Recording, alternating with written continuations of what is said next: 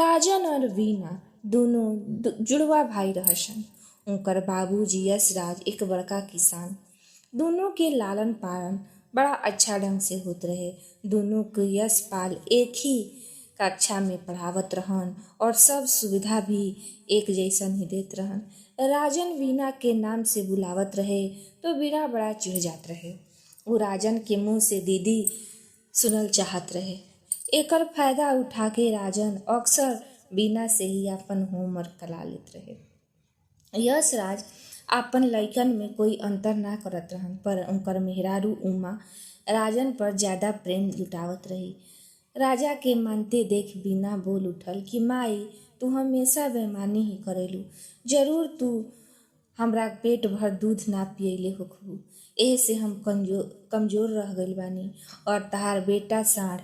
बीना कैसन बोलता देख राजन बोल उठल कि देख माई, ई फिर से बाजे लागल। त बीना ओकरा के मारे दौड़ल और राजन ओकरा चिढ़ावत रहत रहे। भाई बहिन दोनों एक दूसरा पर जान छिड़कत रहन। एक बार फुटबॉल खेलते वक्त राजन के एक लइका एक चाटा मार दिलस, तब बीना भी ओ लइका पर एक चाटा जड़ दिलस। दोनों भाई बहिन लड़ते झगड़ते बीए पास कर गइलसन।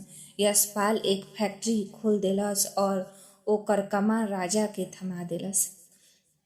बीना के शादी के कई जगह लइका देखल गई, पर बीना शादी खातिर मना कर देत रहे। एक दिन यशपाल के हार्ट अटैक आ गई तो ऊ मरते मरते बचल। ठीक होके के बाद ऊ बीना के समझैलस कि ऊ शादी करे के तैयार हो जाए। बीना तपाक से कहलस कि राजन के शादी करवा द, तब हम शादी कर लेब। यशपाल सही लगन देख के अपन दोनों बच्चा के शादी एक ही दिन कर देलन। बीना विदाई के वक्त बहुत रोलस और बीच बीच में घरे आके मोहिनी के घर के काम काज समझावत जात रहे। ए पर पति विदेश जात रहन तो बीना के अपना साथ विदेश ही ले गईल।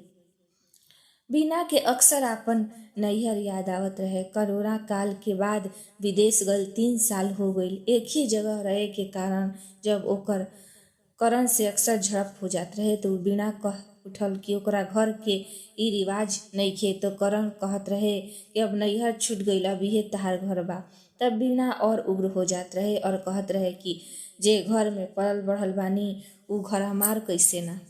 करण तब मुस्कुरा के चुप हो जात रहे। 3 साल के बाद करण वापस भारत लौटल त बीना के साथ कुछ दिन खातिर ससुराल भी गईल। त बीना देखलस कि पिछला 2 साल में घर में काफी परिवर्तन हो गईल। पूरा घर के साज सजावट बिल्कुल अलग तरीका से रहे। एक्वेरियम, अलमीरा, पलंग सब के स्थान बदल दिल गई रहे। ओकरा याद आइल कि ऊ सोफा के स्थान बदले पर अपन माई से कैसे उलझ जाई रहे। आज तो पूरा घर के स्वरूप ही बदल गई रहे। ओकर छलकत आँख के आंसू के सागर छलके लागल।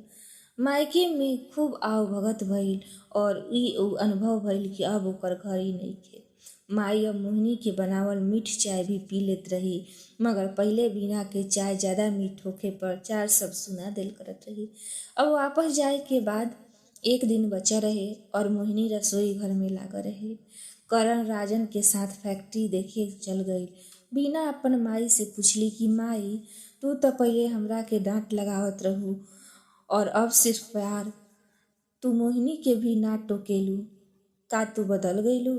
एह पर उमा बोल उठल कि पगली, पहिले हम तोर माई रही और गुरु भी, ए से सिखावे के क्रम में डांट लगावत रही। अब तू हमरा से शिक्षा लेके आपन गृहस्थी के मालकिन बन गईले तो हम तोरा के कैसे डांटी? मोहिनी भी के हम सास हई, गुरु ना, काहे कि ऊ अपन मायका से तौर तरीका सीख के आइल बिया, ऐसे ओकरो के ना टोकी ना।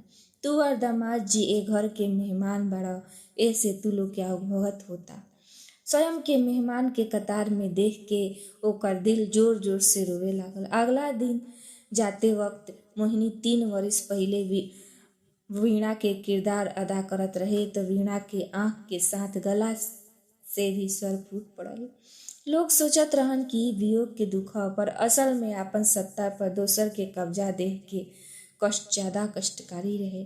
वापस लौटते वक्त वीणा सोचे लागल कि माई बाप के जुदाई से ज्यादा एक कष्ट से विदाई के वक्त लड़की के आंख से आंसू स्वयं फूट पड़ेला। दोस्तों, ई कहानी रउरा लोग के कैसन लागल? अगर अच्छा लगी तो लाइक करी, सब्सक्राइब करी और कमेंट के माध्यम से बताएं कि ई कहानी कैसन बा। धन्यवाद।